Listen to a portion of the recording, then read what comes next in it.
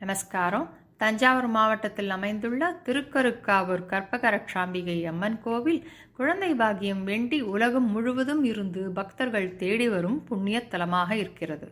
இது கும்பகோணத்திலிருந்து 22 கிலோமீட்டர் டிஸ்டன்ஸில் இருக்குது. இங்கு அம்மன் கருவில் உள்ள சிசுவை பாதுகாக்கும் கற்பகரட்சாம்பிகை என்ற திருநாமத்துடன் அருள்பாவிக்கிறார். இந்த கோவிலோட கற்பரட்சை நெய் பிரசாத வழிபாடு முறை தெரியுமா? அம்மனுக்கு அர்ச்சனை செய்து கற்பரட்சை நெய் பிரசாதத்தை பெற்றுக்கொள்ள வேண்டும். இந்த நெய்யை மாதவிடாய் முடிந்த பிறகு 48 நாட்கள் தொடர்ந்து காலை வெறும் வயிற்றில் சிறிதளவு பால் அல்லது சாதத்தில் கலந்து உட்கொள்ள வேண்டும். பலர் இந்த நெய் பிரசாதத்தின் அருளால் குழந்தை பாகியம் பெற்றதாக நம்பிக்கையுடன் பகிர்ந்து வருகின்றனர். மேலும் அம்மன் திருப்பாதத்தில் வைத்து கொடுக்கப்படும் விளக்கெண்ணெயை பிரசவ வலி சமயத்தில் வயிற்றில் தடவ சுகப்பிரசவம் ஆகும் என்பது நம்பிக்கை.